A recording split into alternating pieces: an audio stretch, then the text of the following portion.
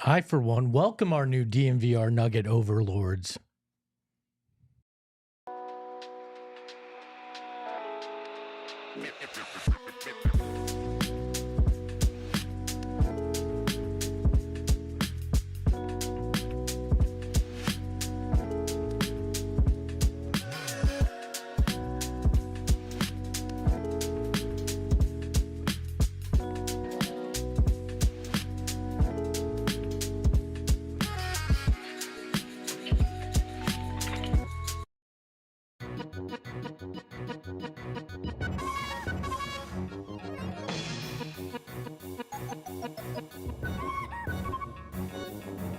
We missed you, but welcome back to the circus, aka the PHNX Suns post-game show, or should I call it the Valley Suns post-game show? Presented by Bet365. Download the Bet365 app. Use code PHNX365 when you sign up and find out why, whatever the moment, it's never ordinary at Bet365. I'm your circus leader, Eric. I got the tiger to my right. Steven, I got our best clown, Espo, to our left. And the guy behind the curtain making everything happen. All the magic. That is Noah, crazy computer guy. Thank you, Juju in that seat, Jaheed, Tony, Matrix, Anton, Michael, Wow Factor, Judas, Girth Jr., Nathan, Sean, everybody who's joining us in the chat on a Saturday night for a game that was a basketball game. No, it wasn't even kind of. Nah, it wasn't even that.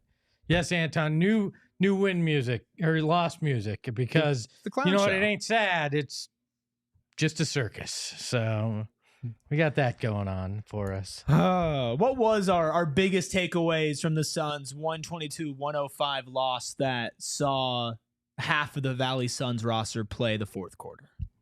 And there's no margins for error when that's the situation that you're playing with.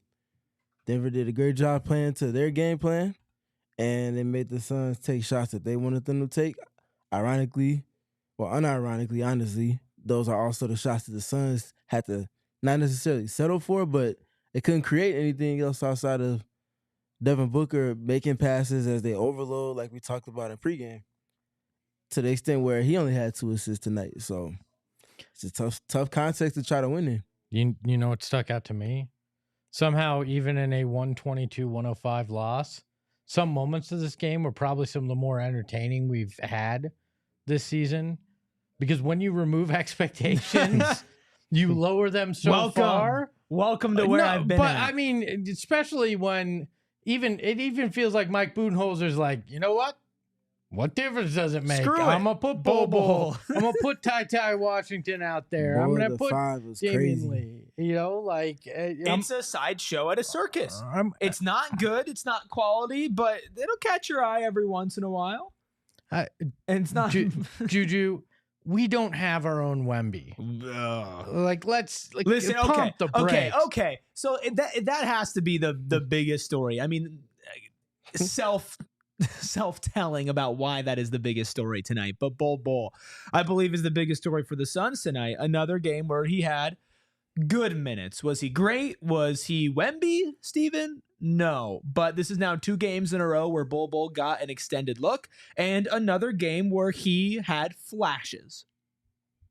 I know you're number one Bull fan. It's Bol Bol and the Chicago Bulls. I don't even have anything against Bol. I think that's very misconstrued, but I just don't get The cult of Bol? Yes, Yeah, correct. I don't either. It's very confusing to me, but yeah, he had some good minutes again tonight. Showed some flashes again. Also showed some of the flaws that have kept him out of the rotation for the better part of the last season and a half now too. So I mean, there was a balance there, but when there's a game where there's not much else to talk about, and he played well, and he was one of the few players that did, this is kind of the situation we're in. So congrats to him on that. Hopefully he can sustain it and copy and paste that into games where the team is healthy and he gets the opportunity, and hopefully he can scratch out some minutes there in the rotation. He's fun. And I get why fans gravitate towards it. That behind the back pass was fun, right? His energy is fun. His dunk was fun. Like, especially in a year like this, and even last year, it's something to kind of hold on to turn your attention to yearn for, because most hope elsewhere has gone out the window. And I think that's what it is. Shot under 50%. Only shot 3 of 10 from 3 tonight. Yeah, he had 19 points and 7 rebounds. He played well, but he was entertaining. And we yearned for entertainment these last 2 years with this Suns team. And I think that's why people are so drawn to him. But he is the beta version. I mean that like software, not the way people use beta now. Like he's the first version, that software version of Wemby, where there's the flaws, there's the bugs, and you got to improve it until you get there. Like he's not Victor Wembanyama.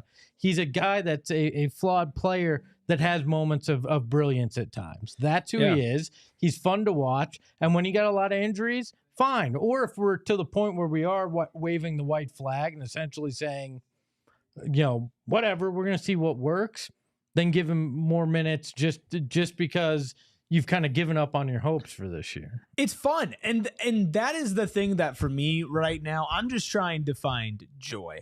And I don't find joy in setting these expectations that I know the Suns aren't going to hit. Going into tonight, it was, okay, what are the Phoenix Suns going to do with the odds stacked against them? On the second night of a back-to-back, no Durant, no Beal, no Grayson Allen, still not getting the return from the Jusuf Nurkic trade either. And at the point where he just came off an overtime game, not just a back-to-back. Devin Booker played 49 minutes last night and was going to get all the attention tonight. And you had to get a game like this from Bol to win, but you also had to get everybody else to step up. Royce O'Neal only had 9 points tonight. Ryan Dunn, 8 points. Nick Richards only had 5 points. It was not one of those games like last night where you felt like, oh man, you can go down the line and say so-and-so had a good game. It just felt like Denver thoroughly outmatched them, Steven, on both ends of the court. Yeah, I mean, Denver's a machine. They've been playing well the last couple of weeks. Top 6 or top 7 offense, and Jokic is being who he is. It's just tough for them to match that, and I don't think the Suns played terrible considering the circumstances that they were up against tonight. But so what did you see from them that was positive then? Because there was a point where they were fighting and they were in it, especially they fell down early and showed a little something after that. Was it that caught your eye? I mean, yeah, they didn't just fold. That's one thing in and of itself there. But the other thing, talk about their process in terms of having an outlet that they could potentially make things interesting via, was moving the basketball. They moved the basketball fairly well tonight, and it wasn't all specific to Devin Booker, which I think is important. Tyus Jones had one of his better passing games this season. 10 assists to show for it, but it's not just the number. It's the actual passes, like watching the game. He made a lot of passes that shots didn't come directly from, a lot of passes that shots weren't made from, but he always made the right pass at the right time and gave people opportunities to score. And when you're with your backs up against the wall the way that the Suns are in this game, there's not much else you can ask for. You have Devin Booker creating for himself, trying to create for others when the defense would allow for him to. Outside of that, who's going to create for someone else? Tyus Jones by default. And he did that tonight. Look, this is a 500 team when you're at full strength. So I didn't expect anything other than this. And I had some moments where I was enthralled by the energy and the effort that was put out there and enjoyed some moments. But I wasn't expecting anything other than the result we got this evening with everything. So welcome to my acceptance phase in the stages of grief. That's sad. Where I'm at. Look, it's a little sad, Espo. I mean, what am I supposed to rail about this? Like, am I supposed to get angry? Do you want some angry rant right now? Need you to cut a promo? Because what good is that going to do? Let's do a thought exercise, Espo. Fine. What would you say about this game if it still mattered?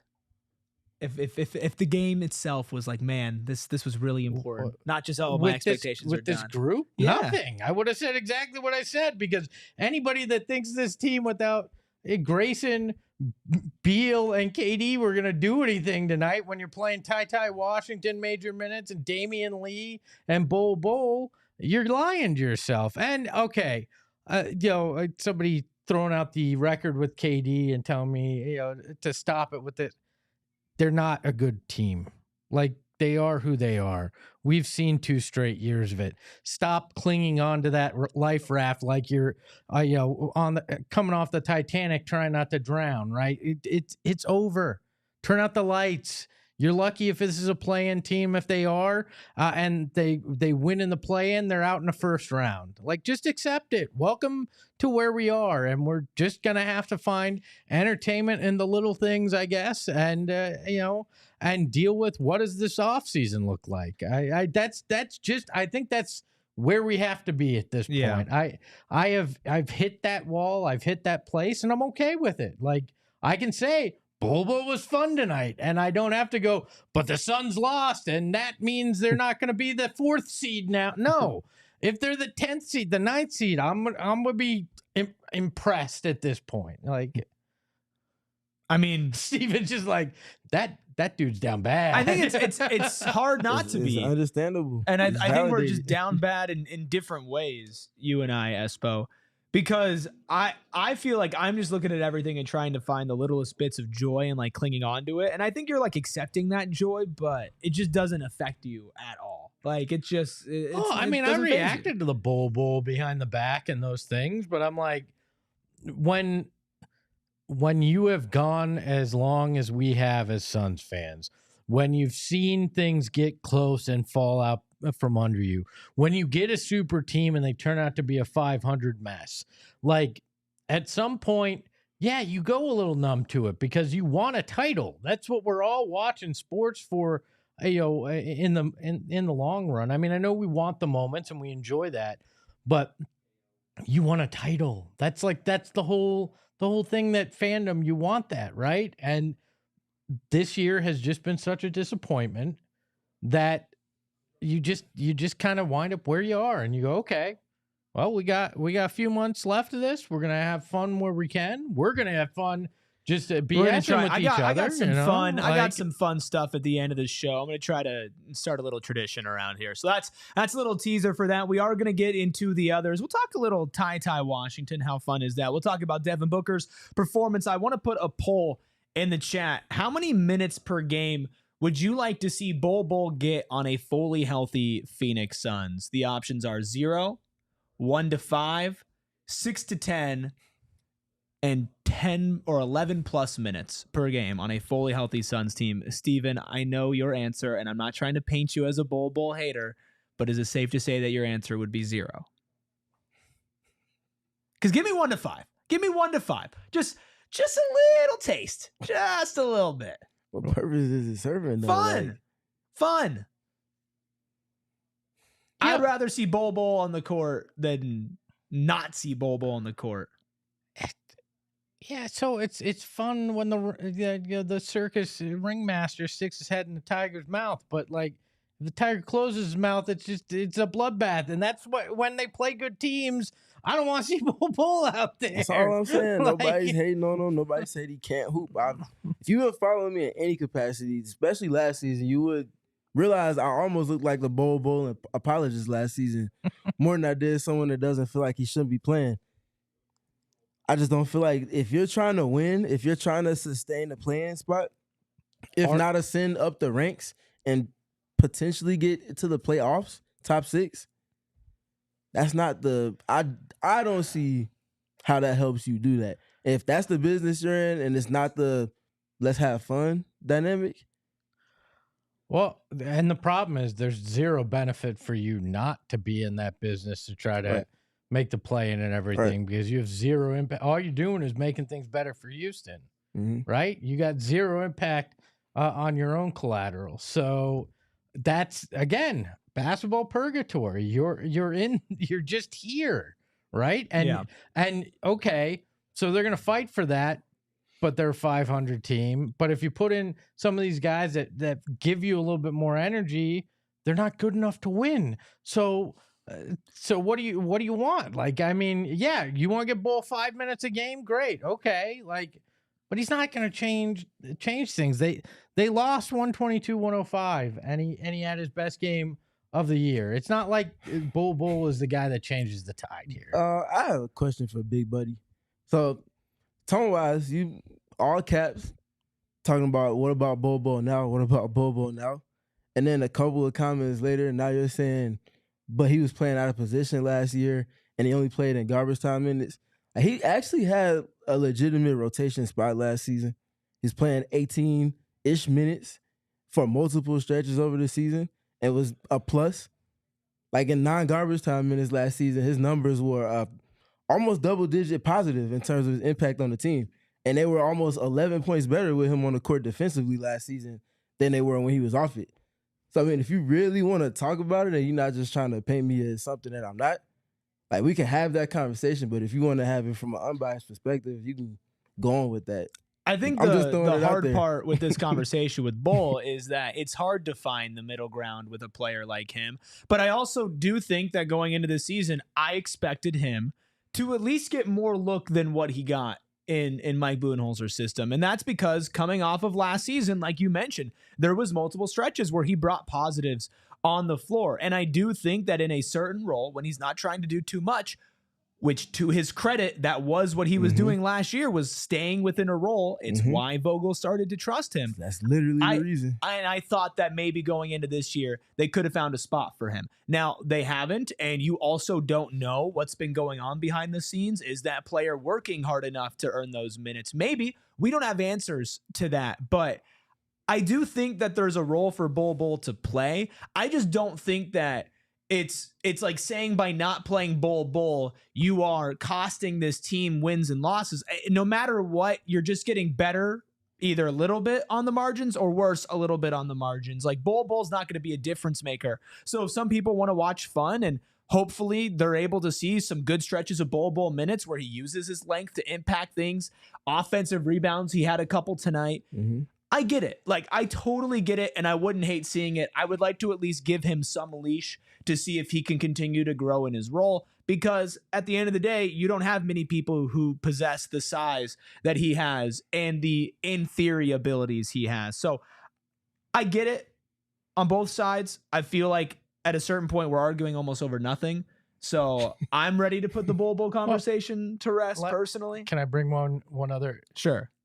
He's fun on offense. Yeah. He's not great on defense. He gets blocked just because of his size, but overall, he's not great on defense. So when you have your offensive guys back, like, I don't need more offense when you've got your full complement of people. I need more defense. I'd rather Ryan Dunn get whatever minutes you were looking at giving Bol Bol than giving Bol Bol more minutes so he can go out there and be a bit part in an offense that already has offensive talent and can't stop the damn ball on the other end of the court. Yeah. I definitely think there are other parts of the rotation that are bigger problems than what minutes Bol Bol is getting, and we'll unpack some of that. We'll get to your super chats. We'll do so much more after our first break. Love telling you about our friends over at the Carol Royce team, because there's absolutely no better place for you to buy or sell your home, to do anything in real estate, than the Carol Royce team. It's genuinely unbeatable. And if you're trying to sell your home right now, I want you to call this number, 480-776-5231. That, of course, is their number. And if you are selling, you can rest easy knowing you're not just making the right choice, you're making a guaranteed one. Your home sold for 100% of the market value, or Carol will pay you the difference. And if you're looking for a cash offer, why just settle for one? Carol can bring you 6, 7, sometimes even 8, and you just pick the best one. If you're considering selling your home in 2025, the name to trust is Carol Royce, your home sold guaranteed realty. Have questions, call that number, or visit Carol online at carolroyceteam.com. That's carolroyceteam.com. Sorry, I get caught up in that. You know what? Our friends over at Gila River Resorts and Casinos want to give you a chance to win $5.9 million during this big game. That's a lot. $5.9 million. That's a lot. You know how many houses I could buy with Carol Royce? A lot. With $5.9 million? For the big game, score more than just touchdowns. We're giving you a chance to win $5.9 million with our free prop play. From January 27th till today, February 8th, visit GilaPropPlay.com. Answer 26 questions about the big game for your shot at a grand prize. Here's the deal. Free to play, enter for free, and make your big game predictions. Instant wins, score instant prizes from $5 to $100 in free bonus play while you play. $5.9 million grand prize. That's right. Answer all 26 questions correctly, and you're going to win $5.9 million. Yeah, that's right. You do you at Gila River Resorts and Casinos. Visit play@Gila.com for more details or check the link in the description below. Okay, hold up. I didn't just hallucinate, did I? Noah, do you see a problem with what you just did here? How am I going to open what you just gave me? What is going on? Can you? What is going on? Okay, so you want to figure that just one to let out everybody for know me? what's going on. Producer Noah just put a bottle of beer. Hey, don't let the people know what's going on. Well, No, there will what be. the- I will share with I all feel like I'm when it's having ready. a fever dream right now. I love that he didn't think about what he was doing. Though. I'm so we'll get confused. there. We'll Thank get you, there. Nicholas Girth Jr., Sean, Juju, and that C, Red Hawk, Big Buddy, Cedric. Thank you to everybody in the chat. This is a disaster. This is an absolute disaster, whatever. Do you want me to do it now? Fine. I think so. We'll just get it out of the way here. I got to do this because, you know what? It's been fun, but we got to pour one out for this rivalry of ours with DNVR, all right? Just pour it out here because it's over. They won. The Nuggets are better. We've got nothing. It's over. Pour it out. Stupid rivalry being done. Damn you, Suns. Used to be fun around here. I was going to drink that later. I think You drink it Sean out of the raises- garbage that no. I think Sean raises a great point in the chat. And he's speaking to this team being resembling the 7 seconds or less Suns. Speaking to that team respectively, and most of the attention that they have for the roster is offensive. So why not lean completely into that?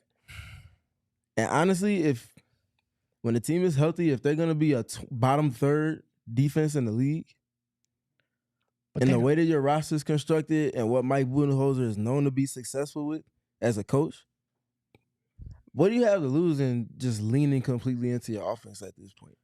Well, they don't play an offense that's high octane like that, though, right? So, can you lean into it like that, especially with the turnover problems that you have? Like, maybe, but I don't even know. I mean, they have essentially given up defense, right? So, and it hasn't worked. effort-wise, yes. I mean, it has, like, I don't know. Like, are you really going to be able to outscore teams the way that we've seen them? Okay, but let's In theory, yeah, with all the offensive talent you have. In practice, But my point in Yeah. that is stop with the whole, we gave Tyus this vote of confidence to get him here. It's coming at the detriment of your team at this point. that's fair. So what exactly are we doing? The team was constructed to put points on the board first, second, third, fourth, fifth, and sixth, and probably seventh too. And you got a starting point guard that on most nights is not helping you in that respect. And there's no more clear example of that than the way the defenses completely neglect to guard him in many respects. Whether he has it in pick and roll, whether he's screening and then trying to go away and teams just don't care and they'll double team off him, whether he's spaced off the ball and teams help to the other side of the court from him. Yeah, and I'm also the point where if you're not benching Tyus Jones because 8 months ago you promised Tyus Jones that he would start for your team, and you think that that's going to be a bad look for you, how much worse of a look could that be than you shopping Kevin Durant or benching Bradley But Beal? seriously, No, though, but right, and for real. so if somebody comes to you and says, "Hey, why did you bench Tyus Jones when you promised him a starting spot?" Just show him the record. No, seriously, right? And And you're not doing Tyus Jones if any favor. you can bench Bradley Beal, you can bench Tyus Jones. Like there is no Yes. conversation to even have on Even that. if Tyus Jones announces it in his own release when he signs with the team, it's at the point where if somebody has a problem with him, you have clear evidence on the court. You've given him the benefit of the doubt. And Tyus is supposed to be doing this to up his value. If anything, the more that he gets put in these It's not positions, helping. it's not It is helping not at all. helping He's at proving, all. in fact, that he is a backup point guard. And that's the role that he thrives in and he has thrived in. And yeah, he's not the greatest defender in the world. The other teams that he's been on, specifically Memphis, did a way better job of covering up for that. But it's way easier to cover up when that guy is your backup point guard and then if he is starting literally every single game that he plays. Don't you go to him at this point and go, "Do you want to buy out so you can go somewhere that you can Maybe. actually have an impact?" Like, I mean, if you're trying to help him improve his stock going into another free agency, That's the best way you're gonna do it. It's not gonna happen in this context, in this role right now. Is that the You're not gonna win-win bench scenario? him. I mean, I wonder because everyone seems so worried about, whatever you do in regards to him is gonna, hurt you in future free agency stuff. I'm like, that's a two-way street. He's got to live up to it too. I mean, he didn't right? have to sign a contract. No, He didn't have to accept that. He bet on himself, and yeah, as he y'all know busted. better than anybody, I'm all about anybody betting on themselves in any context. He bet on himself. He got to take the lumps that come with that L. He'll be okay, but this just wasn't it this season. Yeah. And there's not enough. There's no semblance of him being able to change it in this particular role without it continuing to hurt his value. Yeah, you got to try something different when these guys that's come the back. overarching point, which is why I brought up Sean's question or proposal in the chat. Why not bring in one of Bradley Beal or Grayson Allen into the starting lineup? But or if Ryan Dunn's hurt, why not bring both of those two in the starting lineup? Since you're already not starting Ryan Dunn as it is when the team is mostly healthy, and Tyus is a net negative that we just got done speaking to. Why not completely lean 10 toes down into your identity instead of 7 or 8.5? But are you okay with that? I mean, big proponents to my right here of Ryan Dunn. Absolutely. If you're waving that white flag on the defensive side and you're just going, let's try to go all offense and just run the door or blow the doors off people. You prepared for him to continue playing these few minutes? Because I think but he already is. I think that's the reality, though. I'm not, and I'm saying that's not my personal preference. I spoke to my preference yesterday being one of Brad or Grayson. But if Bud is gonna play Ryan the way that he is, and Cody Martin's coming into the mix, not the exact same player that Ryan is, but as a template, they're very akin to one another. Like, what are we doing now? If you're gonna lean completely into the identity and make all of these changes, why stop where you stopped at? But do we even know that's right? This team doesn't have an identity. Well, the identity is offense because the big three, all the money that's being by default on the team by default, including another addition with a head coach that's offensive minded. Yeah. Is my point in it. The system hasn't lived up to the hype though in terms of it. Which that's unquestionable. They're averaging 114 points right now. Yeah. That's barely the top end of the middle of the pack. Yeah. Ryan Dunn, another night, 13 minutes less than Monte Morris, Damian Lee, Bol Bol, Mason Plumlee, and Ty Washington. Yeah. And this is a game where if it is a health thing for him, and we played a quote from Bud in pregame where it talked about him getting back into it, getting back healthy, then I get it, but just don't play him if you're only going to play him 13 minutes. Some housekeeping to do just about halfway through the PHNX Suns postgame show. Instead of like goal, let's just make it 111 for Bol Bol and the ones. Because shout out Bol Bol since he was really the only exciting thing. Let's also get to some of your super chats before we hit a break here. First super chat coming up is from Alfredo. Said, how about those UFC fights? Oh, the Suns played? And then just said, you are the best. No, you're the best, Alfredo. Come on. Suns games feel like a UFC fight, and they're the ones getting their brains beat out most Pretty times. much. Cedric with a $5 super chat. Lots of super chats from Cedric. Says, there should be no criticism against Bol due to his lack of playing time to improve. If he was not just a corner sitter, he'd even score more good blocks. We've talked a lot about Bol. I'm sure we'll probably talk about Bol. We have some sound coming up from Mike Budenholzer on Bol, so let's put a pin in that.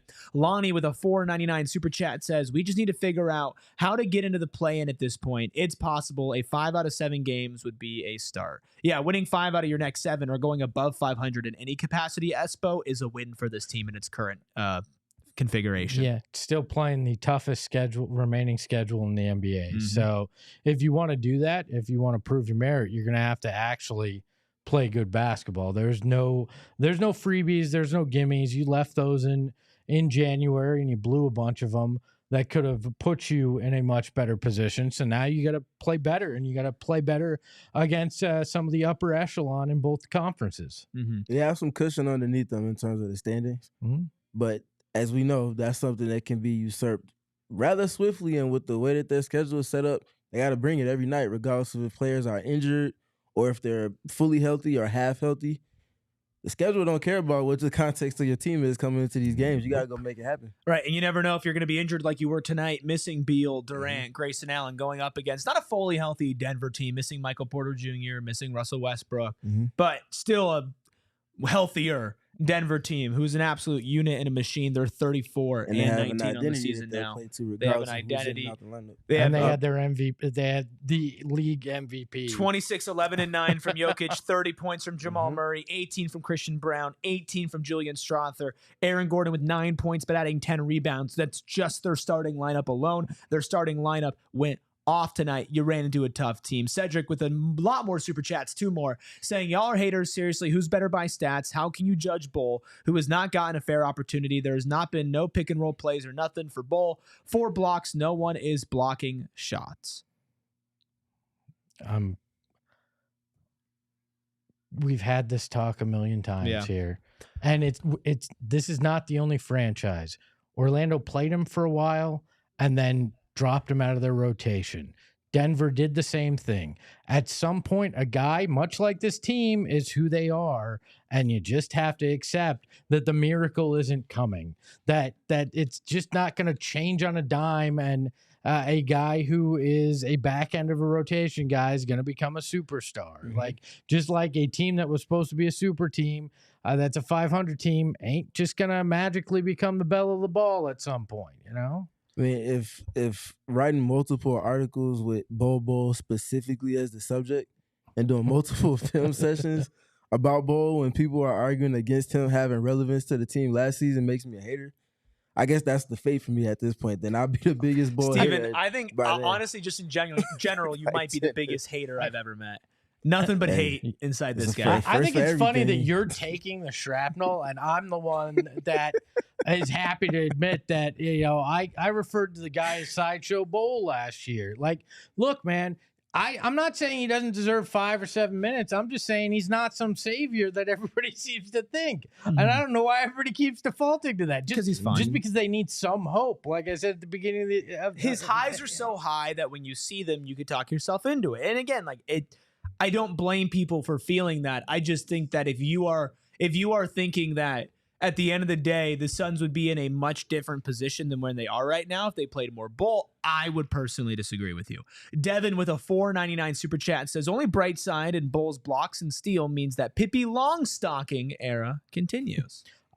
That's what you brought up yesterday. I feel like this man is now having to be committed to this hairstyle because he's had his 2 best games of the season.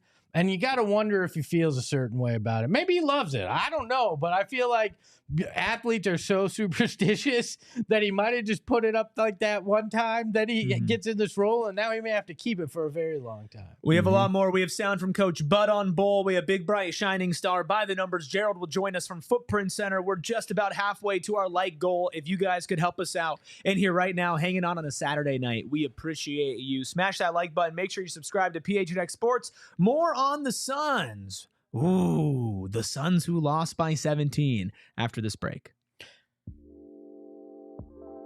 Look, I'm just going to say this. If Bol Bol starts next game, I'm just going to have a little coke cannabis from our friends over at True Leave. And I'm just going to sit there. And I'm going to try to reach where a lot of these people are when it comes to Bol Bol and just fully embrace the Bol Bol experience. You know, I feel like, like that's what I'm going to do. And our friends at Coke Cannabis are available now at your local True Leaf with a huge variety of premium flower and a True Leaf exclusive magic marker the Valley's been asking for, and she is back, and she is spectacular. Let me tell you that. It's unbelievable. You can get it at True Leaf and find your local shop near you, or place an order and tell them PHNX sent you. Great flower is hard to find these days. Luckily, our friends at Coke Cannabis have been dropping absolute fire here at our PHNX studios and now at your local True Leaf. That includes the True Leaf exclusive, like I said, magic marker strain. So check them out. Get over to trueleaf.com to find your local shop or place an order and tell them PHNX sent you. And after you get your Coke Cannabis, before you indulge, go ahead and stop at Circle K on the way there because they want to help you save money. And that's the best thing about it. But not just save money by joining the Inner Circle and getting discounts on snacks and drinks, but also on gas. For your first 5 fill-ups, you get 25 cents off per gallon. After that, you also get 3 cents off per gallon for every single fill-up. Eventually, you get bumped up to 5 cents off per gallon, and it's so easy. All you have to do is download the Circle K app. It is absolutely free. You put in your phone number or you put in your email. Literally, by the time that I'm done reading this ad, you could be ready to save as much money as possible by joining the Inner Circle. They have drink deals on Polar Pops and Frosters. They have a bunch of different great snacks that we always have around the office because we love our friends over at Circle K. Thanks to everybody who is in the chat right now. Thank you to all of you who have also dropped super chats too. We appreciate you. We have another super chat from Cedric who said Bol was a savior? We are saying play him more and be creative. Is that too much to ask for? There are bigger issues with the team other than Bol, and no one is playing elite level defense. No, I'm not saying everybody is saying that, but there is a contingent who act like that's the secret sauce, right? I think he should have 5 to 7 minutes, see what he can do when the guys come back, see if he has any impact. But I'm also just saying, at some point, a guy's who he is, and giving him some rotation minutes doesn't do any harm. But I don't think he's going to raise that ceiling to where you want to be. Sure, let's have him out there, let's have some fun. But I saw somebody saying, "Oh, somebody like Espo shouldn't be talking down about how somebody plays basketball like Bol Bol." I'm not. The kid has game. Mm-hmm. It's just not to the level that he's going to change the fortunes of this team. It's that simple. And that's not a negative comment. That's a real comment there. So, and I've spoken to things I want to see them do in a different manner, approach-wise, creativity-wise, with scheme, et cetera, personnel within that as well. Feel like there's other layers you can get to before that, but yeah, Bol's not in my top 5 priorities for what should be going on with this team right now. I'm looking at what are Ryan Dunn's minutes, what are Nick Richards and Mason Plumlee doing. It's something to where I think it's an understandable conversation because it's so polarizing. And we do have comments from Mike Budenholzer on what he would have to do, Bol, to possibly earn minutes when the Suns are fully healthy again. Yeah, I mean, when those guys come back, it obviously they chew up a lot of the minutes, but Bol's certainly been impressive, and I think earned it. We have to seriously consider how we can keep him in the games and see how he can impact the games even when we're whole. I mean, we'll see, right? Coaches can always say that, and then when everybody gets healthy, it's we just don't have it out for him tonight because Kevin Durant played 38, 39 minutes and there was just no room. But that's the thing. Whose minutes is he taking? If he's going to get 10, 15 minutes in a rotation, whose minutes is he legitimately taking? That's the question here when everybody's healthy. In a situation like this, sure, give him 20, 25. If there's no Kevin Durant, there's no Bradley Beal. Yeah, of course.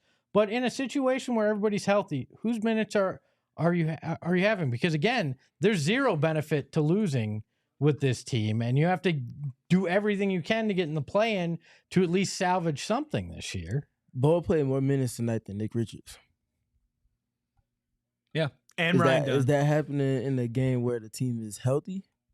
Like, these are the things that we have to consider. For everybody that's saying they want to see him play and play more minutes, who's losing minutes? Mm-hmm. Because as much as everything people have been clamoring for Nick Richards getting more minutes than Mason Plumlee, and you see a game where tonight where Bol gets the minutes that you asked for, and it comes somewhat at the expense of Nick Richards because Bol was playing at the 5. Like, where are the minutes? It's the same thing with the All-Star game. If you're saying that somebody else should make it over someone else, or if somebody should make it, then who's not making it? And what's your case for them to make it over someone else? Yeah. You can't just swap in without taking something out. And he's fun to watch. I give you that wholeheartedly. But and I'm rooting for B says rooting for Bol to prove his doubters wrong. Well, if there's anybody who would doubt if he'd be our big, bright, shining star today, then they are wrong, because it is time for our big, bright, shining star presented by Gila River Resorts and Casinos. You do you. At Gila River Resorts and Casinos. Visit playatgila.com for more details. I am a big, bright, shining star. It is Bol. Just so we go over his official stat line for tonight. 19 points, 7 rebounds, 1 assist, 1 steal, 4 blocks in 33 minutes, shot 8 of 17 from the field, 3 of 10 from 3, 3 of those rebounds offensive, a -13 on the night. It was a fun Bol experience. Obviously his best game of the season We'll see if he can continue to do that if the Suns are fully healthy. But while we're giving out awards, we might as well just keep talking about the game. Can we put the picture back up for a second? You want the picture back up? Is he doing the Thriller dance in this? Like, what is that? Isn't even a basketball in this photo. No, it looks like the Thriller dance. When you got the wingspan he does, and your arms just dangle down like that. And you turn in the other direction. It's just your arms are like half a second behind. Just get caught in momentum. Yep. All right, it's all time for By the Numbers, presented by Desert Financial Credit Union, Arizona's #1 credit union, named by Forbes. What's in the box? I don't think this is terrible. Okay, and I think that's break it down for me. That's the point I think we all made. The game wasn't terrible. They were just clearly up against things that they couldn't overcome. And to that point, the one outlet they had, like we talked about, was them getting up 3-point attempts, making as many of those as they can, and then rolling the dice from there. Now, the extent to which they won in terms of the volume didn't necessarily impact the game's outcome the way that they hoped for, but over the stretch of the game, like at halftime, they made, I think it was 9 or 6 or 7, something like that, more threes than the Nuggets did. No, it was actually 11, if I'm not mistaken. And the game was getting somewhat close. Like they were in significant reach compared to where they could have been at halftime. And that's just a little thing with the team that you want to see them do regardless of who is in and who's not in the lineup. That speaks to an identity. If your team is going to get up 3-point attempts, if you're a team that's going to make 3-point attempts and look to dictate to your opponents in that respect, it's going to be there whether your team is fully healthy or not. They showed a sign of that in tonight's game. They had 105 3-point attempts combined in 2 nights, which is such a swing again from where they had dropped back. So is it an identity, or is it just 1 week they're going to shoot 55 a game, and then the next week they're going to shoot 30? I think there's intent there. They've been better with their spacing. They've been intentionally looking for it based off of the ways their defenses have guarded Devin Booker. I feel like it's very much intentional, and I've said this since the beginning of the season. It's sustainable because teams have not changed the way they've guarded Devin Booker this season in particular. No. They're going to overload. That means that there's going to be opportunities on the backside. You added these shooters to your roster for a reason. Play to your strengths. Let's talk about Devin Booker a little bit, unless you have anything else on the numbers. Well, I was just going to say, I think the 3-point stance may have been at a necessity the last 2 nights in terms of how much you're shooting, because without KD and all that, you had to rely on Grayson a lot last night to get up shots and book. So I don't know that we're going to see them magically go to 45, 50. Right.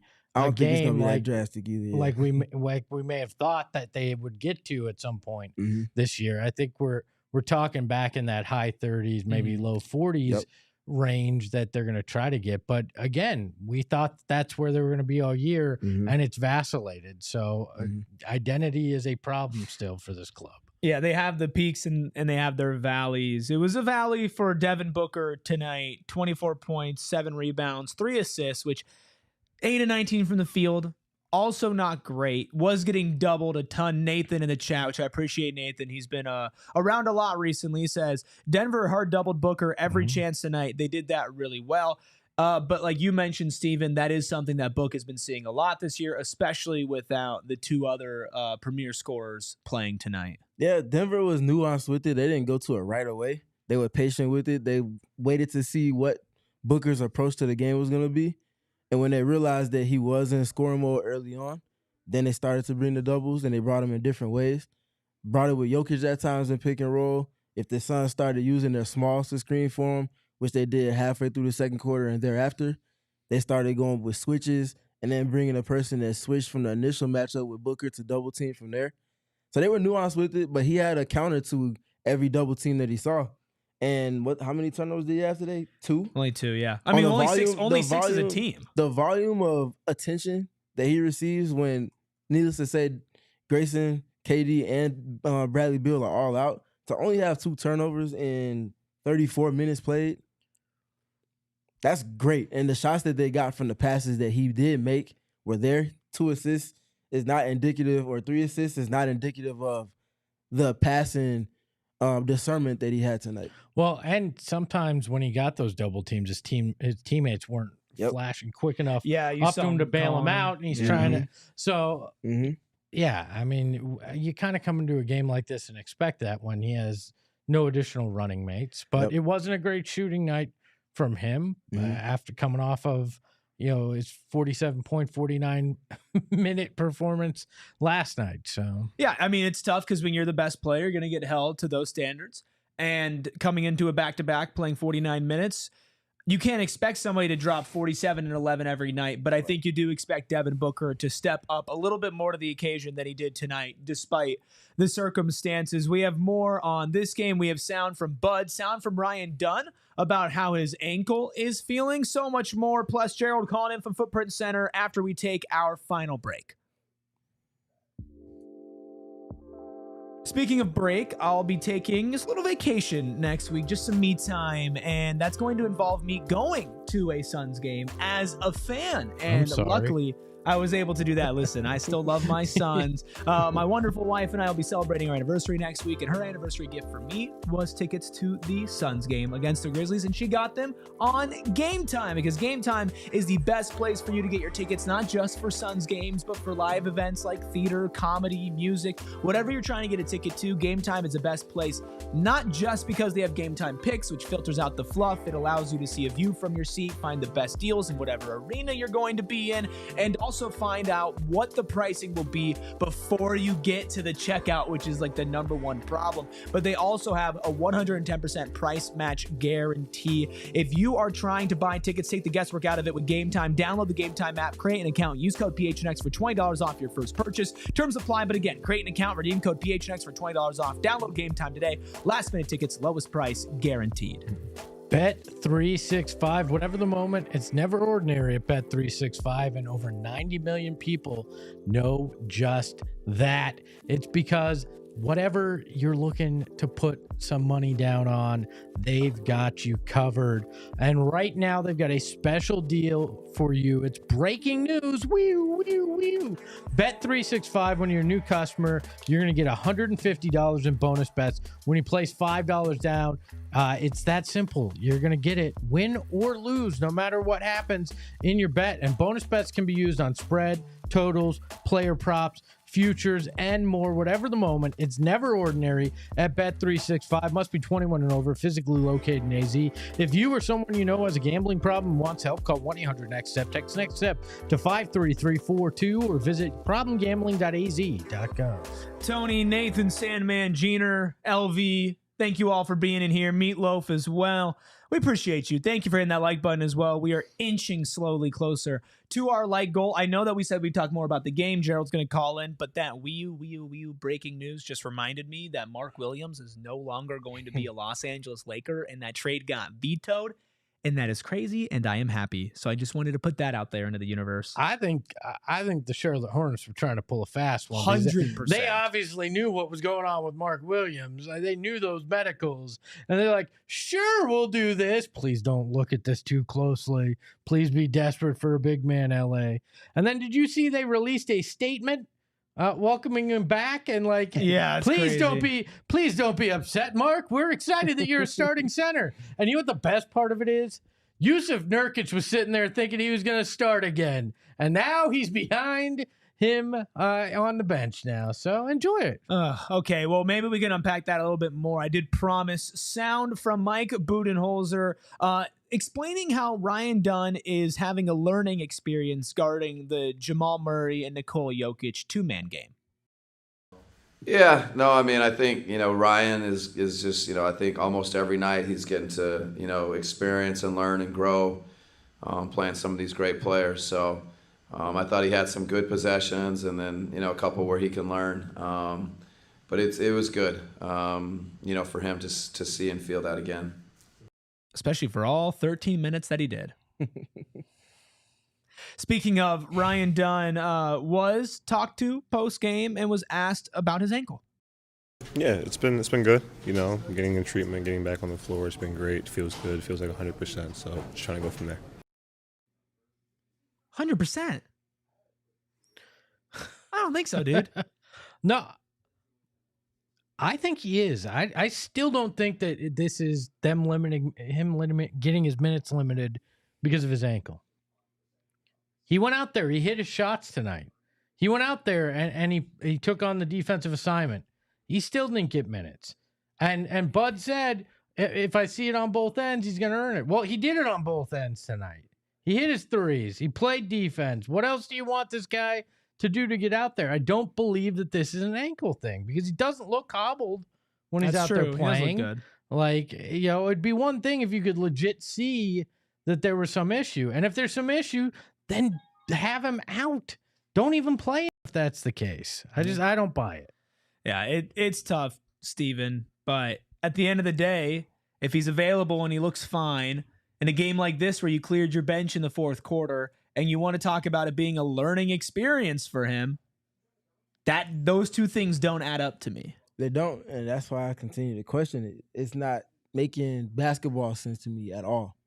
From what I've been watching and what I've been rewatching, what I've been paying attention to, the things that have been highlighted that got him into the position that he got to starting in, he hasn't done those things lesser. No. So like, I just don't get it. Well, and I don't want it to come at the disservice of him getting a rhythm that he needs to ultimately showcase or even potentially stunt his growth because of the lack of consistency and role. Yeah, I don't think it's fair to him, and I don't say that a lot when it comes to professional sports because you got to earn it all. Absolutely. And you never know, but I feel like Ryan Dunn has earned it. You know what, guys? That was a rough game. We had a lot of negatives to talk about, so I think we've earned this. It's girth. In the darkness, beyond the light, there shall only be one. Welcome to It's time for From the Home Court, of course, presented by the Carol Royce team, your home sold guaranteed realty, where Carol will guarantee to sell your home for 100% of the market value, or she'll pay you the difference. Learn more at carolroyceteam.com. It's the one, it's the only, Gerald Bourguet, live from Footprint Center. How you doing, Gerald? I'm tired. How are you guys? You look a little defeated, my guy. A little bit. Oh, I'm fine. I wasn't expecting much from this game. I'm just ready for a nap. I'm ready for a day off. I'm ready to just watch the Super Bowl and disconnect from this team for a little bit. And hopefully the next time we meet and talk, the Suns will be fully healthy again. I mean, it is good that you're going to watch your Steelers tomorrow in the Super Bowl. Speaking of Bol, how is the reaction out there to Bol Bol? And has he been deemed the savior or just a guy that's going to get some additional minutes? Just a guy that's going to get some additional minutes, but it was nice. I mean, this game, it was hard to find anything on the bright side of things. But Bol has that undeniable, tangible, electric effect when he checks into a game or when he does something. I mean, that behind the back pass that he threw to D-Lee was incredible stuff. It's fun to watch. On a night like this, when you're missing Kevin Durant, when you're missing Bradley Beal, Grayson Allen, you get your teeth kicked in by 17 points. That's at least something to give you to tune in. And, Mike Budenholzer was saying after the game that once they're whole, hopefully they'll still be able to find a way to get him some minutes. I'll believe that when I see it, just because we've been looking at certain guys getting less and less minutes recently. I'm sure you guys have already touched plenty on Ryan Dunn. That one's still alarming to me. We got Cody Martin coming in now. So there's a lot to figure out on that front. But Bol has been good in back-to-back games, and that was one thing that Mike Budenholzer said. Like last night, it was, okay, great performance. Can you do it again? And he did it again tonight. What was the reaction from maybe some of the other players about Bol Bol? We haven't really heard from any of them tonight. Yeah, so Tyus Jones, actually, we asked him about it in the locker room, and I think we have that clip on standby if we want to play it. Played extremely well. Ready when his name is called. Ready for his opportunity. He affects the game in so many different ways. He's so unique. Uses his length extremely well. Can shoot the three. Offensive rebounds. Blocks. Being active on defense. So he just affected the game in so many different ways. So just proud of him for staying ready for when his opportunity came. Now, we didn't get anyone at the podium for this game, so it was just Tyus and Ryan Dunn that we were able to get a hold of in the locker room. But these guys know the impact that Bol can have when he is out there, when he's avoiding mistakes and cutting down on those things. We need to see it in some winning efforts. We need to see it how he fits into the rotation if he is to earn minutes when the rotation is fully healthy and not just kind of as a a default because we need bodies tonight. But I think he opened enough eyes on the coaching staff these last couple of games to warrant a shot moving forward, especially since, let's all face it, we're at the point in the season where the Suns need to be trying different things. They need to be not just giving fans a reason to tune in, but need to be working out the rotation however they can to string some wins together, because right now they feel like a team that might miss the play-in still. Gerald, did Bud speak to anything else of relevance regarding the team and where they're operating right now outside of just the Ryan Dunn and Bol Bol conversations?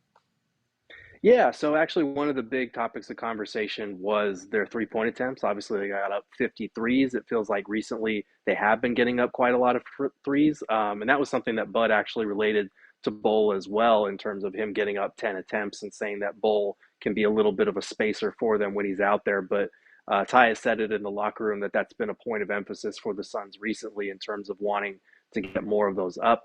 I think the last couple of games they've done a really nice job, despite missing, Kevin Durant, despite missing Bradley Beal, of swinging the ball, getting that ball moving, and getting up the requisite number of attempts. They didn't fall tonight at the clip that they really needed to keep pace with the Nuggets offense, but it's always a good sign when you are out attempting your opponent by that much. Just got to make more shots. Nathan with a great question in chat asking, did Bud speak about Nick Richards' knee tweak? No, but he did check back in the third quarter and seemed to be fine after that. He obviously went back to the locker room, got it looked at, but he was back on the bench a couple minutes later. So I think he's good to go. Knowing the Suns, if we'd have asked, they would have said, well, we'll see how it responds the next couple of days. But I assume with the gap of 2 days between now and their next game on Tuesday, he should be perfectly fine. Do you have any other final thoughts on this game, Gerald, before we let you go take your nap or sleep? Yeah, I'm going to be hibernating until Monday. I might miss the Super Bowl at this rate, but just a tough game. We probably shouldn't have expected much more with the guys out that they had missing tonight. But it's a tough one. Cling to those Bol Bol highlights, because that's what's going to get us through this evening. Holding on to them. We appreciate you, Gerald. If you can follow Gerald at Gerald Bourget, get all of his work over at gophnx.com. Have a good nap. Thanks. You guys have an incredible night. Unbelievable as always from Gerald. Of course. I mean, he never misses. All right, guys. I feel like there's not a lot of meat on the bone with this one yet, so I want to just give you guys an opportunity before we get to our final super chats to give your final thoughts. I don't got any more final thoughts. I mean, it was what it was. It was what we expected. And as the late, great Cotton Fitzsimmons said, flush it and move on to the next one. Just want to come back to a question from Tony earlier in the pod. He was asking, what would be different about the team offensively, I'm thinking, if CP3 was at the point? It would be more organized, and I think that you would see them, running more efficiently. If you want to play random, there's still got to be a control in that randomness, and CP3 was a master at that kind of stuff. Plus, there'd be no question about leadership. CP3 would tell you exactly what he thought about what you were doing or not doing on the court, which would give this team much more discipline, which I don't think we've seen. You would not see them sleepwalk through quarters with CP3, even if he was your backup point guard on this roster, which was something that has been sorely needed and I think overlooked with what he brought to the team. Yeah, I feel like you would see a lot of players getting some easier high percentage shots. I think you would see some Nick Richards really easy looks in pick and roll, not just because Chris Paul's a good passer, but in practice, he's going to explain to Nick exactly what he needs to do to be in the best position. I think that goes for basically every player on the court. If you're playing with Bol Bol, if you're playing with Grayson Allen, if you're playing with Royce O'Neal, like whoever it is, Chris Paul's going to make sure that you're in a better position. And if you're watching TV and you want to be in a better position for the party to continue, it's always going on over at gophnx.com. We ready to get to our final super chats? Sure. Let's get to them. We thank everybody who's dropping a super chat. Of course, anybody who does gets their chat read on screen. Any price will do. We appreciate it. Cedric with another $10 super chat said, who said Bol was a savior? We are saying play him more and be creative. Is that too much to ask for? There are bigger issues with this team other than Bol, and no one is playing elite level defense. I think there are bigger issues on this team besides Bol, but I think that's why I'm more focused on trying to fix those things than focusing on what are we doing with Bol. We pretty much said all of that already. Yeah. Alfredo with a $4.99 super chat. But we do thank you, Cedric. We appreciate your perspective. And just because we don't agree doesn't mean we don't appreciate you being here and don't encourage you to come back and share your opinion. Always appreciated. Alfredo with a $4.99 super chat says, I want to send a message and want to be clever just to take the edge off, but can't find a way. So just want to appreciate you guys. If I could send more, I will. Well, you don't have to send any more if you can't, Alfredo. We thank you so much for just being here. That is amazing. Jeff with a $4.99 super chat says, Gerald has to give me a ride back to New Mexico because Booker made me miss my parlay. SMH. Hashtag go Thunder. Leo with a $1.99 super chat says, we should trade for Mark Williams this offseason. I need to see what that physical look like. I don't think Charlotte can trade with the Suns anymore. Yeah, it's 2 in a row They already. already spun the block twice this Including season. a center. I don't know if we could do that. I had one thing that I wanted to do before we got out of here. On nights like tonight where the vibes are low and we're not exactly laughing that much, I'm just going to present everybody a random question or thought that just came to my mind that I'm keeping and writing down in my notepad. So I thought of this today, and this is what made me think of this segment, and I'm workshopping names. So if you got a better name than what I came up with, which was awful, and I'm not sharing because no one knows. It was terrible. Drop it in the chat. If any basketball player had to lose one arm, so they're only playing with one arm, but still have a successful career in the NBA, who would be the best player to pick to lose an arm? So like you could say Magic Johnson because he did kind of dribble with one hand way more often than the other, and he could still dish and use his length on defense. Who would be your one-armed NBA player of choice? Chat, let me know. Bol Bol. It's a good one. I mean, look, that actually plays? Yeah, no, like if you like the best chance to play. Okay. Like, in the NBA. I think, honestly, I think it's Joker. Ooh. Dude doesn't seem to be fazed by anything. Like, I wouldn't call him the most in shape man, and he goes out there and takes care of business. I wouldn't call him the guy that cares the most, because you could tell when the season's over, he's like, I'm going to go back to my horses and take care of. He's not obsessed with basketball, right? I think he could play one-armed and still make those amazing passes, figure out a way to make those shots. Like, that's the guy that I think could do it. Who you got, Steven? It's two people for me. One of them, Kyrie Irving. Okay, that would be electric. The left hand, right hand doesn't matter. He's gonna get to where he wants to. He can finish with his offhand. He can shoot with his offhand, floaters, middies. The dude is different. And then the other one for me is Trae Young. Trae is it's sad. Trae is generally underrated. Yes, and he for my film watching of him and the impact on numbers and stats is the best point guard in the NBA. He's not on the All-Star. Like, that dude is insane. He can make every pass in the book, can make the same passes with his right hand as he does with his left hand in pick and roll. And because of that, I feel like he would still be successful if he only had his left hand. Somebody said Ben Simmons. Yeah. I mean, I guess we don't shoot. Well, and so one of the names that came to my mind, this isn't the number one for me, but was like Tony Allen, who's just known for his defense and his grit and his instincts. He would learn how to defend with just one arm. I think Tony Snell, because didn't he have that game where just he played all zeros? 27 minutes with nothing? You can do that with one arm. To that point, Kyrie hit a game winner with his left hand last season. And I think Kareem is a great shout because of the hook shot. Are you talking about just now or all time? No, all time. Oh, all okay. time. I think Bird's a great shout because he played an sure. entire game with his left hand. Somebody said definitely Eubanks. Any of those plumbers back in the 1940s when everything was just a layup. Yeah. Oh, here's my hot takes. Sandman says Steph. I don't think Steph. I think Steph would be good, but he wouldn't be one of my picks because I'm not picking any primary like shooters because that's going to change so much. How about one-armed Shaq? One-armed Shaq would be great. I mean, just the size. I didn't realize we were doing all the time. Well, then let me know. Naturally, Kobe. Interesting. Tears his rotator cuff in his right shoulder. Yeah. Doesn't get subbed out, comes in and immediately hits a turnover, the shoulder, out of the post with his offhand. off the glass. And it wasn't like a lucky it hit the glass and it rolled around 7 times.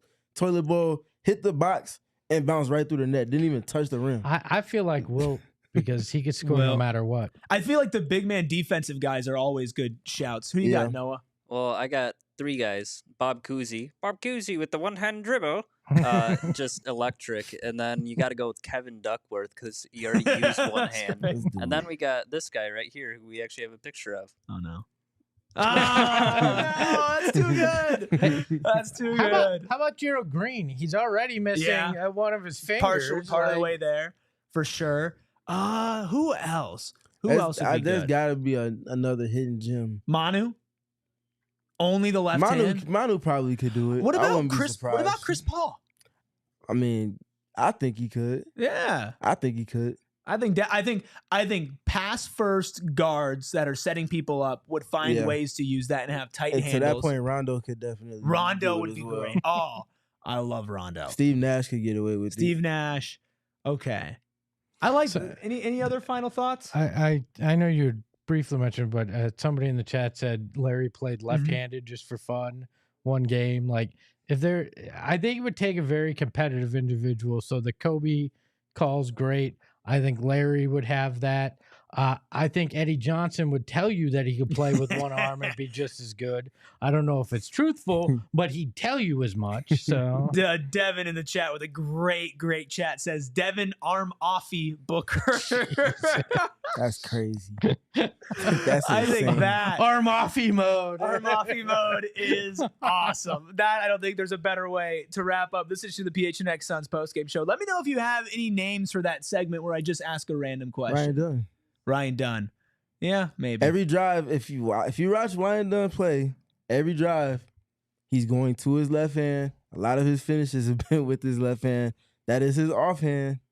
I'm just saying. Pistol Pete's also a good shout. If you're watching later on YouTube and you made it this far, drop it down in the comments. Also, make sure you hit the like so that we hit our like goal. Thank you, everybody who joined us on a Saturday night after a not so entertaining game. The guys will be back for you with a post-game show on Tuesday. That's going to be fun and exciting. I will be at that game, and I'll be off for the week after that, but then I'll be back, and you'll be stuck with me. You can follow the show at PHNX_Suns. Thanks, Noah, behind the Mac, making all of the magic happen. You can follow Steven at StevenPG3. You can follow me at ERIKRUBY. They're calling me the Larry Bird of this podcast because I only go to the left hand. And you can follow Espo at Espo. Espo? For those of you that were worried, I didn't waste a beer. It was already expired, so I don't waste, all right? Oh, hoi, hoi. We all silly like the mayor.